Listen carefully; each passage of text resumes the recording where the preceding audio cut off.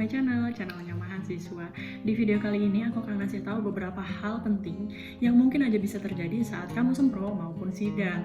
Tapi sebelumnya jangan lupa klik subscribe dan turn on notification biar kamu selalu dapat informasi terbaru dari video-videoku selanjutnya. Saat kamu di semester akhir, kamu akan ketemu dengan skripsi. Oke, mungkin bagi kamu yang tesis dan disertasi, tapi kalau misalnya kamu udah mengikuti tesis dan disertasi, artinya kamu sudah pernah mengikuti skripsi. Nah, tapi bagi kamu yang skripsi, ini kan hal baru buat kamu ya, karena di SMA nggak ada tugas untuk membuat skripsi. Saat membuat skripsi, kita mikir mungkin ya lurus-lurus aja. Kita bikin proposal, seminar proposal, melakukan penelitian, setelah itu tinggal seminar hasil atau sidang. Tapi ada beberapa hal ini nggak tertulis dan mungkin diharapkan nggak pernah terjadi sih, tapi sebenarnya ada dan mungkin aja terjadi. Karena itu, kamu perlu tahu dari sekarang biar kamu bisa menyiapkan. Nah, hal yang pertama yang mungkin aja terjadi adalah mengulang seminar proposal. Seminar proposal memang cuma dilakukan satu kali saat melakukan skripsi. Seminar proposal satu kali, sidang juga satu kali. Tapi ada kemungkinan kamu harus mengulang seminar proposal. Loh, kenapa? Karena nggak lulus di seminar proposalnya. Seminar proposal merupakan salah satu sumber penilaian yang nantinya akan diakumulasikan di nilai skripsi yang mungkin 6 atau mungkin teman-teman di kampusnya 12 SKS. Tapi kalau dulu di kampusku yaitu cuma 6 SKS saja. Nah, salah satu sumber penilaiannya adalah dari sempro. Kira-kira apa yang harus disiapin biar sempronya nggak ngulang? Pertama, kamu harus bikin proposal yang sesuai dengan judul penelitian kamu. Jadi kadang nih ya, ada buat proposal yang nggak nyambung antar babnya, nggak nyambung juga dengan judulnya. Karena itu harus disiapin itu ya. Yang kedua adalah bikin PPT dan juga melakukan presentasi dengan baik. Kenapa? Kalau untuk yang proposal mungkin sudah dikonsultasikan ke dosen ya. Tapi kalau misalnya untuk PPT, biasanya kita nggak konsultasi ke dosen. Biasanya kalau misalnya proposal udah di ACC dan dosennya bilang, oke, kamu bisa seminar proposal, maka kita bikin PowerPoint-nya atau PPT-nya. Setelah itu kita langsung presentasi ini. Dan ternyata mungkin PPT-nya nggak sesuai dengan yang dibutuhkan, nggak sesuai dengan proposalnya, dan bisa aja gara-gara itu seminar proposalnya harus diulang, meskipun sebenarnya PPT nggak terlalu krusial dibandingkan isi proposalnya. Dan yang perlu kamu perhatikan kalau misalnya kamu dapet dosen yang sibuk banget atau mungkin nggak sempat mengecek proposal kamu. Biasanya ada tuh dosen-dosen misalnya kayak profesor atau emang dosennya yang aktif banget sehingga biasanya kalau kamu ngajukin proposal di ACC aja. Jadi saat konsultasi itu nggak ada masalah, tapi nanti dibantainya saat seminar proposal. Jadi dari kamu yang sendiri harus proaktif, misalnya kamu selalu menghubungi dosennya, kapan bisa konsultasi, dan kalau misal pun saat konsultasi dosennya nggak memberikan masukan apa-apa, kamu yang nanya dulu. Kalau misalnya bagian ini kayak gimana, kalau misal bab ini udah sesuai atau belum. Biasanya sama dosen di ACC aja, karena ya kayaknya udah oke-oke aja nih, dan emang nggak ada waktu buat ngecekin satu persatu. Atau kalau misal pun dari dosennya udah ACC aja, dan kamu mungkin nggak punya kesempatan untuk bertanya lebih lanjut, kamu bisa dengan aktif nanya ke teman-teman kamu, atau mungkin nanya ke kakak tingkat yang pernah dapat dosen pembimbing tersebut. Atau kamu juga bisa berkonsultasi dengan tim ahli di Muka Kreatif yang linknya sudah aku taruh di kolom deskripsi di bawah ini ya. Yang kedua yaitu mengulang sidang atau mengulang semhas. Namanya bisa beda-beda di tiap kampus. Kalau di kampusku dulu S1 namanya semhas atau seminar hasil. Tapi di beberapa kampus lain ada yang menamakannya sidang atau sidang akhir atau sidang skripsi. Kira-kira sidang ini bisa diulang apa enggak? Dibandingkan seminar proposal, kalau mengulang seminar proposal it's okay ya menurutku karena kita belum melakukan penelitian. Tapi kalau misalnya mengulang semhas atau mengulang sidang, itu tuh penelitiannya udah selesai dan sidang diulang artinya kamu harus melakukan penelitian lagi. Karena kalau misalnya sidang diulang itu artinya udah fatal banget. Biasanya kalau misalnya kesalahannya minor paling cuma disuruh ngerevisi aja. Tapi kalau misalnya kesalahannya mayor, biasanya semhasnya diulang. Kenapa semhasnya diulang? Karena kamu harus melakukan penelitian lagi. Nanti selesai penelitian baru nanti akan semhas lagi. Dan ini pernah terjadi di jurusanku dan di angkatanku. Di situ ada satu dosen yang sangat teliti dan emang baru pulang dari luar negeri. Jadi ya tingkat standarnya emang lebih tinggi sih. Terus sudah itu entah kayak gimana, aku nggak ikuti seminar hasilnya, tapi ternyata setelah seminar hasil, mahasiswa tersebut tidak melakukan revisi, tapi dia balik lagi ke laboratorium dan akhirnya baru diketahui bahwa dia harus mengulang penelitian lagi dan dia semhas lagi. Durasi waktunya sekitar 3-6 bulan, jadi dia nambah 1 semester lagi karena harus mengulang penelitian tersebut. Apa yang harus dilakukan untuk mencegah mengulangnya semhas?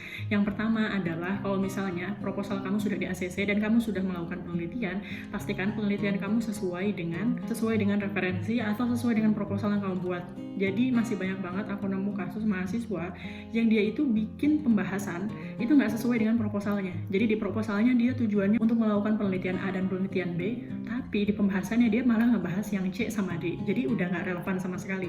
Kalau kayak gitu, biasanya sama dosennya akan ditanya saat semhas.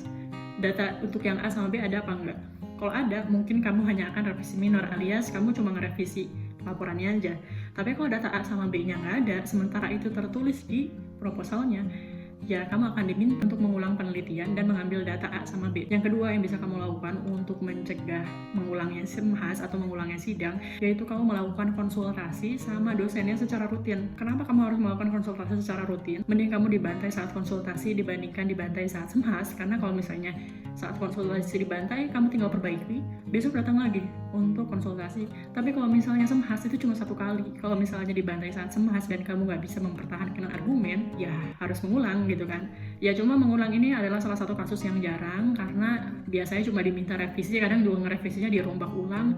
Cuma itu masih jauh lebih baik dibandingkan harus mengulang SIMHAS. Tapi kasus mengulang SIMHAS sama mengulang SEMPRO itu ada. Yang ketiga adalah mengulang bikin proposal. Ini ada nggak sih? Ada, dan aku pernah mengalami saat skripsi. Aku bikin proposal itu sekitar 11 kali dan itu nggak di-ACC sama dosennya. Jadi aku bikin draft nih, draft dengan kayak gini, judulnya kayak gini. Oh, dosennya oke. Ya udah, aku bikin proposalnya bab 1-3, aku ajukan ke dosen, ditolak.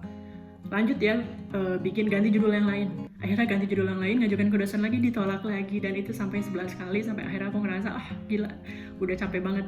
Terus akhirnya setelah proposal yang ke-11, akhirnya di-ACC lah sama dosennya. Jadi aku tuh bikin proposal selama sekitar 7-8 bulan. Untuk penelitiannya 1-2 bulan doang selesai. Jadi selama 1 tahun untuk skripsian itu 7-8 bulannya habis dibikin proposal aja, kurang-kurang sampai 11 kali itu.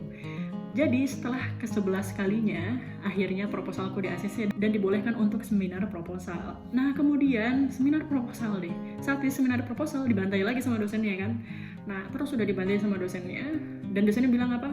Setelah seminar proposal datang ke ruangan saya. Akhirnya setelah itu saya datang ke ruangan dan diminta apa? Ganti proposal, ganti judul, yang artinya kalau ganti judul adalah isi proposalnya diganti semua. Jadi setelah seminar proposal, tidak menutup kemungkinan kamu akan mengulang bikin proposal lagi. Jadi idealnya setelah kita seminar proposal, oke, ini mungkin ada yang direvisi dikit-dikit, kalau bisa langsung melakukan penelitian, itu idealnya. Tapi ada juga kasus seperti yang aku alami, setelah menyelesaikan seminar proposal, untungnya aku nggak harus mengulang seminar proposal ya. Setelah seminar proposal, aku harus mengulang bikin proposal lagi. Jadi aku ngulang lagi dari awal tuh bikin proposal sekitar 1 bulanan lah. Habis itu konsultasi ke dosen, udah oke sama proposalnya, baru aku bisa lanjut penelitian setelah itu. Ini kasus yang jarang ya, cuma ini kalau di jurusanku lumayan sering lah, setidaknya sekitar 10-20% mahasiswanya pernah mengulang proposal setelah seminar. Tapi mengulang proposal menurutku itu jauh lebih baik dibandingkan harus mengulang seminar proposal. Karena kalau mengulang seminar proposal, artinya proposalnya juga harus dibikin baru. Yang keempat adalah melakukan penelitian itu nggak selalu harus kamu yang turun ke lapang. Selama ini kita tahunya kalau melakukan penelitian harus kita yang turun ke lapang, harus kita yang melakukan uji di laboratorium. Ternyata nggak harus seperti itu. Terutama misalnya kalau kita melakukan pengujian yang itu di luar dari bidangnya kita bisa meminta orang lain untuk melakukan pengujian. Nah, selama S1 aku selalu mikir kalau misalnya penelitian harus kita sendiri yang melakukan, nggak boleh orang lain. Saat S2 aku baru tahu, misalnya gini, kayak penelitian bahan baku apa kayak gitu. Nah, bahan baku ini nggak ada di kampus kita, jadi kita nggak bisa melakukan penelitiannya langsung. Nah, alatnya cuma ada di LIPI misalnya, atau kalau nggak di kampus lain yang jauh. Nah, waktu itu aku kan S2 kuliah di UB. Alat tersebut nggak ada di UB, adanya di IPB. Nah, pilihannya adalah kamu penelitian ke sana atau kita nyuruh orang. Nah, dosennya membolehkan kita untuk membuat sampel ini kita kirimkan ke sana, dan kemudian dianalisa oleh laboran dari IPB tersebut.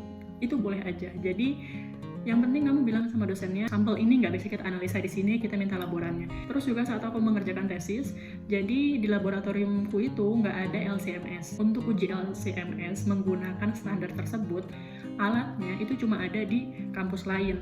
Dan peraturannya adalah yang menggunakan alat tersebut nggak boleh mahasiswa, cuma boleh laborannya karena alatnya lumayan mahal. Nah, karena itu sampelnya diujikan menggunakan LCMS di kampus lain, dan itu pun oleh orang lain. Jadi bukan aku yang melakukan penelitiannya. Dan hal seperti itu boleh. Itu nggak perlu dituliskan di pembahasannya ya, kayak yang mengerjakan ini bukan saya tapi orang lain, itu nggak perlu kita tulis di pembahasan. Yang selanjutnya yaitu analisa data bisa dilakukan oleh orang lain. Kita selama ini selalu mikir kalau analisa data harus kita yang lakukan. Nah, ternyata nggak mesti. Analisa data boleh kita lakukan kepada orang lain. Ini case-nya adalah temanku yang melakukan skripsi. Dia dari Fakultas Ekonomi Bisnis. Nah, jadi di fakultasnya itu dia cuma perlu mencari data, dan itu pun data sekunder. Misalnya kayak dia data dari OJK nih selama beberapa tahun terakhir. Setelah dia memperoleh datanya, itu datanya tidak perlu dia yang ujikan. Jadi dia perlu menguji data ini menggunakan SPSS, dan dosennya tanya gini, kamu bisa menggunakan SPSS? Kayaknya kamu mengulang datanya berkali-kali salah. Terus dia bilang, saya nggak terlalu bisa emang pakai SPSS karena selama kuliah nggak diajarin gimana menggunakan aplikasi SPSS tersebut. Nah, terus dosennya bilang, analisa data nggak harus dilakukan oleh kamu langsung. Kamu bisa menggunakan jasa analisa data untuk menganalisa data kamu ini. Yang penting kamu nanti bisa membahasnya dan kamu nanti bisa presentasi. Jadi dia secara langsung ngasih tahu ke dosen, ini hasil analisa datanya, saya mengujikan di laboratorium ini hasilnya kayak gini.